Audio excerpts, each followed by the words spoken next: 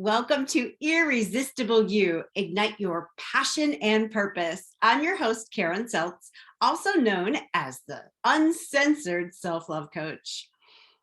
I had this meeting today with a friend of mine, and she said, man, Karen, I really think I'm suffering from imposter syndrome. And I said, well, who hasn't? Who hasn't? Every successful person I know has suffered from it at one time or another. So what I did with her is I took her through an exercise that kind of just came to me in the moment. And I thought, what a great thing I could share with you guys. So I'm going to do that in a little bit. And as a result of my friend going through this exercise, she was able to get unstuck and to really see herself. Because the way I look at it is when we suffer from things like imposter syndrome, where we feel like a fraud, or we're like, oh gosh, I don't know what the heck I'm talking about. It's simply that we've forgotten the truth of who we are. And I believe that's a basic human condition. We often go back to old programming, old beliefs, and we forget the truth of who we are. And that is us at our highest. And by her going through this exercise, she was able to gather evidence, which we're going to talk about tonight, for herself and not need anything from me. She didn't need validation from me. She didn't need anything from anybody outside of her. She got to give it to herself. And really, that's the only thing that really makes a difference for us. So if you are new to me, if you're just getting to know me, there's really only three things that you need to know.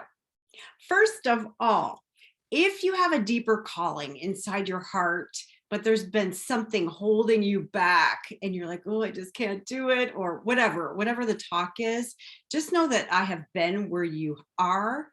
And there's still more I keep discovering every single day. And I am so excited and honored to be on this path, on this journey with you. The second thing that you need to know about me is that over the years, I have discovered that my superpower is being what I call a divine mirror. And what I mean by that is when I look at somebody, I see them not as they see themselves, and maybe not as other people see them, but as they truly are. And I call that like through the eyes of the divine. And what I'm able to do is see their spiritual gifts, see them at their highest, see them attaining their visions, and reflect it back to them until they see it for themselves. And they're like, oh my gosh, I finally see what you see, which is so much fun for me. And the third thing that you need to know about me is that I am all about being raw and real, authentic, and deeply connecting so that we all, especially as women, get to be seen and heard, loved and accepted exactly as we are. And by deeply connecting with those parts of ourselves, and it could be the parts that we think are unlovable or unworthy. It could be the parts like our dreams that we don't speak out loud because we're afraid we're never going to go for them. And we don't want people to say, hey, I thought you were going to do that thing. So at least for me, that was the case. Like I never told anybody what I really wanted because I knew I didn't have what it took, or I thought I didn't have what it took back then to actually go for it. And I didn't want people to rub it in my face. So what I am all about is like discovering that, cultivating that, and creating a safe space for people to really talk about what they really want, what their calling is, and to go deep and examine it. And when I feel out of alignment, what I've noticed is it's usually one of those pieces of deep connection that's missing. And generally it's something with me. Like I'm not taking time to journal or to meditate or to breathe. Breathing is such a beautiful thing. And when I go back home to my spiritual practices, to the ways that I take care of myself, then everything else flows and I can create whatever I desire from that place. So those are what you really need to know about me. Now, tonight, we are going to talk about overcoming imposter syndrome. Now, here's the good news on that. If you look it up, if you look up the research, the most people that suffer from this, or most of the people that suffer from this are successful high achievers. So if you've ever had imposter syndrome, pat yourself on the back because it means you're successful. You're a high achiever. It also may mean that you're a perfectionist or a recovering perfectionist. Can anybody relate to that? Yes, I can. We've talked about this before. So before we get started, I would love to go through an exercise with you and give you a moment to grab a notebook and a pen. If you're watching the replay, just pause this and grab it, because this exercise, I believe, will really, really support you in getting back to that grounded, centered place where you remember the truth of who you are. So who's ready to take it on? I love to play with things and to shift perspectives. I love when people can create that for me, like a shift in perspective. And if you've ever heard of the book A Course in Miracles, they call a miracle a shift in perspective. So let's create that for ourselves right now. Let's do it. So back to the story with my friend today. I asked her, okay, what is it that you're feeling like a fraud about or an imposter? And she said, well, there's something that I'm not doing in my life, and it's something that I have my clients do. And I said, awesome, awesome. So that means that piece becomes a non-negotiable for you. Even if it's something you do for 5 minutes a day, maybe 15 minutes a day, it is non-negotiable. It goes in your calendar. And if somebody asks you to do something or something comes up, a meeting, no, you already have it scheduled. No, I have a meeting at that time. What else can you create? So the time with yourself becomes non-negotiable. If you don't know what that foundational piece is, just go into inquiry and listen, like, what is the voice telling you? So in my case, I do spiritual coaching, I do mindset coaching. If I'm not meditating, I feel like an imposter, because how can I tell other people the benefits of meditation without being a hypocrite if I'm not doing it? So for me, that's one of my foundational pieces, is meditating. And so that becomes a non-negotiable, whatever it is for you. So let's say you're at work and you really want a promotion and you get to give a presentation. So your foundational piece could be affirmations. It could be practicing what you're going to say over and over and over until it becomes easy. And you're like, I could do that in my sleep. Whatever it is that the voices are saying to you, I want you to just write it down with curiosity. Don't judge it. Just write it down. What are they saying? Another piece of this, I like to go a little deeper, is whose voice is it? Now, for me, I often will hear my mother's voice. I mean, yeah, it sounds like my voice because it's in my head, but it's not something I would ever say to myself. It's something that I would hear my mom say to me. And it could be anything like, here's one of her famous ones. You're going to go out of the house looking like that? Like, well, what do you mean? And I remember one time, like, I was overweight in high school, and she used to hammer me all the time about my weight. Like, you really need to go on a diet and blah, blah, blah. Well, one year I moved to Phoenix from Michigan, and I don't know, I did this thing that caused me to not want certain foods. And I released some weight, and I got down, I would say like 5 pounds under my regular, I call it my fighting weight, my driver's license weight. So I got down like 5 pounds below that, and I went home and I was all excited. I'm like, oh my gosh, my mom's finally going to say something good about my body. And guess what she said? I know you can guess it already. Oh my gosh, you're too skinny. So it's the voices like that. Like, it could be a sibling, a teacher, a parent, a neighbor. I mean, it could be anything. Anybody who said something to you and it kind of stuck. It's stuck, and it still like pokes you if you think about it. So that's step one. What are the voices saying? Write them down. Step number two is creating that unshakable foundation piece, right? Like mine is meditation, prayer meditation. Step three, What does the highest version of you look like? So spend some time with that. Really dig into that. All right, what does this woman look like? What does she stand like? What what are her ways of being? How does she take it when things don't go her way, or when people say things to her that she doesn't like? Is she ruffled by them? Is she open-hearted and loving? Is she fun and joyful? Is she peaceful? Is she powerful? What are some of those characteristics that the highest version of you, or the version that is doing the thing that you want to do, that you feel like an imposter about, what is she like? So write down those characteristics one at a time, as many as you can. And if you're watching the replay, just pause this and just go until you're empty. All right, step 4.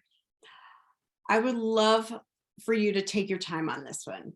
And it is to write down at least one time in your life that you were being the characteristics that you just wrote down of this high version of yourself. It could be the highest version. It could be the version that's successfully giving the presentation at work. It could be whatever. So the beauty of this is you are gathering evidence that you already are that. And I promise you, you are. And this is one of the things I will talk about over and over again, is what story are you believing? Because we're always in some kind of story. And some of us don't like to admit that, but it's true. So I used to believe that I was unworthy and I was unlovable. And I have a history of sex and love addiction. So one of the things that I would do on a regular basis was look for validation outside of me from men. Now, this was whether I was in a relationship or not, because I felt so unworthy and so unlovable that the only way that I felt like temporarily okay was if a man was paying attention to me. Like if, he thought I was cute or was flirting with me or something like that. And the second that I wasn't getting that, I went back to feeling unlovable and unworthy. And especially if I was not in a relationship with a man who loved me. And it created, as you can imagine, a whole bunch of stuff. So I was constantly seeking evidence to prove that that was true. So when I was in a relationship, anytime the man didn't want to see me, for example, he wanted to go out with his friends, I'd be like, oh, see, I'm not lovable. I'm not worthy. He doesn't love me. He doesn't want to be with me. He'd rather be with someone else. So I was constantly seeking evidence out here to validate that story in here. And guess what? We get to be right 100% of the time. So whatever we are seeking evidence for, we will find it. We tell our subconscious mind, okay, look for evidence for this. Guess what it's going to do? It's going to find it. So I saw evidence all the time that my parents didn't love me, that, they didn't want me, that I was defective, and I found it. So when I was able to change the story and tell my subconscious mind, okay, look for evidence that I'm worthy, look for evidence that I'm lovable. Guess what? It found it. It found it. And it came from in here, right? So I started to believe it. And then I started to behave as a lovable and worthy human being. I started to show up for myself. I started to show up for others. I started to use my voice. I took a stand. And I became a completely, I don't want to say different, but the way I showed up was different. The way I thought about myself, different. The way I set boundaries, different. So when that happens, when we seek enough evidence, we start to believe it. And then we get to show up as that high version of ourselves. So when you look at your list and you start seeking evidence from the past, now this is from the past, of why or how you were those ways, And here's the thing, I mean, it's not a big secret, but we all have every single characteristic within us. We just do. So anything you see in somebody else is really a reflection of you, whether it's something fantastic or something that you'd rather not have. Like, that's what we call projection in the psychology world. But it goes both ways. So if you see somebody like that's inspiring and loving and spiritual and gifted and talented, you are all those things, I promise. So look for evidence that you are to support that story. And my invitation is to make this a daily practice. You know, people have daily gratitude practices. I highly suggest creating a daily practice where you seek evidence for the story that you want to believe, because you'll find it and you're telling your subconscious mind, this is what I want you to look for. And we've discussed that in previous episodes. So this is another emphasis on that. All right. So the fifth step to this process is really visualizing that woman, like get it in your body. And that's collecting the evidence and visualizing it. So sit with it every day and do a meditation. I would say like 5 minutes where you act as if. So it's 5 minutes as the highest version of you. Okay. If you were all those things, which you are, it's not a secret, how would you be? What would you do from that place? Because all the being is fantastic. And then we get to take committed action,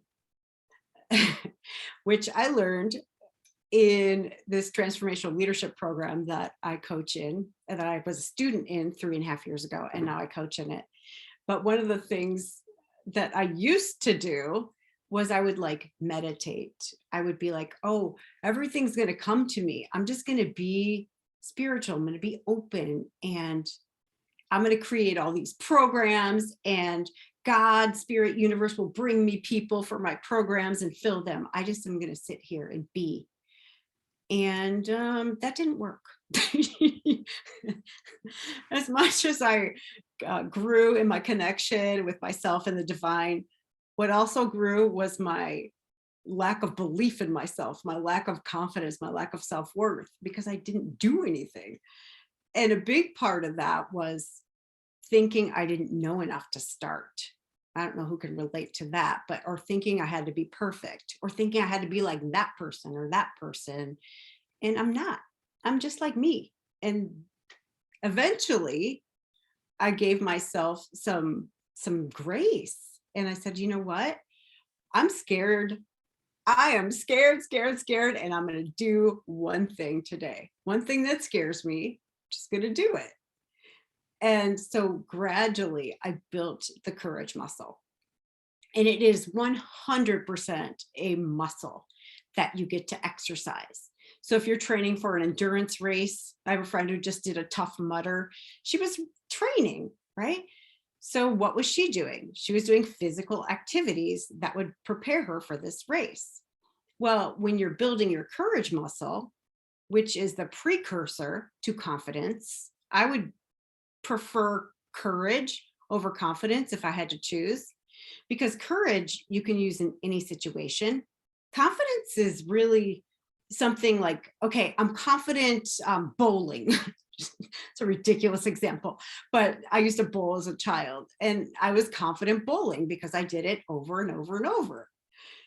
All right, but get me on a golf course. Do you think I have any confidence? Hell no, I've never golfed. So no, I don't have any confidence there. I have courage. I have the courage to look stupid, to learn something new, and to fail over and over and over and keep at it until I get better. And little by little, I will improve at anything that I set my mind to, because I have the courage. For me, one of my stories is looking stupid. I still don't like it, but I'm willing to do it. I'm willing to look stupid. So I stretch myself. And what I mean by that is I get out of my comfort zone on a regular basis. And over the years, my comfort zone has gotten bigger and bigger and bigger and bigger. And I still find things that challenge me. For example, I've mentioned this before too, but not having my hair and makeup done if I'm on video is scary as hell. And there have been groups I've been in fact, the leadership program I was talking about, where I'm like, okay, I want the students I'm coaching to stretch themselves to get comfortable being uncomfortable. And I'm willing to be uncomfortable. So I did a Facebook Live right out of the shower and I looked amazing. It didn't matter. I was the only one who was judging me. Like, who cares? Who cares what anybody else thinks? I do Facebook Lives now coming out of hot yoga. And it blows my mind. Some people don't sweat in there. Like their hair still looks normal. I am not among them. My hair is completely soaked. It doesn't even matter how long the class is. I'm like red-faced and soaking hair. So it's like getting out of your comfort zone. What is the thing that scares you? When you do it, when you actually commit to it within a certain period of time, and I recommend when you're going to start this, to commit to it within an hour or 24 hours at the maximum. Otherwise, you sit in fear and create all kinds of stress for yourself, and you don't need that. Life's full of that. You don't need to add more. So stretch yourself. Do one thing every day that scares you. I had a friend who said, okay, Karen, what's something that scares you? And immediately something came to my mind. All right, I live in Phoenix and there's this old building, it's now a restaurant, that has an elevator that has a glass floor, not the walls, but the floor. So when you step on it, you can see all the way down to the basement, 5 floors. And I'm like, just looking at it, not even stepping on it, my heart's like, gosh. He's like, well, there you go. There's your stretch. I'm like, oh no.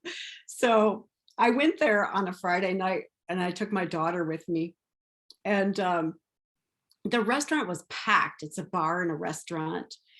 And I went in there and I was filming myself doing a Facebook Live and I was screaming like a horror movie, screaming. And I'm like, oh my gosh. But you know what? Every time I take myself on like that, I feel amazing. And there is no imposter syndrome to be found once I take myself on. So I would say the 6th step is to really stretch yourself, get out of your comfort zone, do something so strange. Ask a stranger to race. That's my favorite. It's my favorite thing. Or you can do anything. Ask a favor from somebody you've never met. Watch the TED Talk. It's called 100, What I Learned from 100 Days of Rejection Challenge. And it's so freaking fantastic about being courageous. And this guy actually tried to get rejected. So if you look at it that way, it's more of a game and then it's not so personal. So you can also do that. It's very fun. I wanted to tell you this, like oftentimes that, women that come to me for my business, they are perfectionists or recovering perfectionists, and they get stuck just like I did in the thought like, oh my gosh, this has to be perfect before I can do this. Or what if I fail? What if I build it and nobody comes? What if I'm not really meant for anything higher? What if this is the best I can expect? This is all I deserve. A lot of times they want to be free. They want to express themselves. They want to be messy. They want to be seen and heard exactly as they are. They want to set boundaries with people. They want to learn to say no. And what I'm able to share with them is what I did on my journey. And what I'm offering for you guys right now is I've opened up next week 5 spots on my calendar, just 5. And when they go, they'll be gone, for free possibilities calls with me. Now on these calls, what we're going to do is we're going to really dig in and say, okay, what do you want? What would it be like if you were like this? And what is that secret desire that you have that maybe you haven't told anybody before because you're afraid you'll fail? And what's holding you back from creating that life that you're passionate about right now? And the reason that I've created these calls is because I was stuck for so long. Oh my gosh. And I want to press the easy button for you. I want to create something that you're going to be passionate about, a life that you're fired up about. And we can do this together. You don't have to do it alone. I was on the slow track for a long time. I always joke, I was the slowest learner. I am almost 54 years old. And it took me a long time to get a lot of the basic principles that I now share with people. But now, I'm open and I'm really super honest and authentic. Like if I don't know something, I'll tell you. And I don't need to know anything for you. You have all your own answers. So if you are wanting to break out of that perfection mold and to create a life that you are passionate about, I invite you to book a call with me. I have a website. It's called connectwithkaren.us. Connectwithkaren.us. And when you go to that link, and if I'm talking to you, just go there right now, connectwithkaren.us. It'll take you to my personal calendar. And you'll just pick a time that works for you over the next couple of days.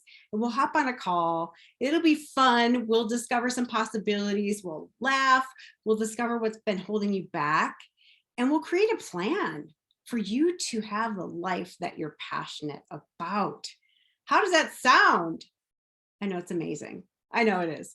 All right. Well, thank you so much for watching Irresistible You. Ignite your passion and purpose. I will see you right here next week. Bye.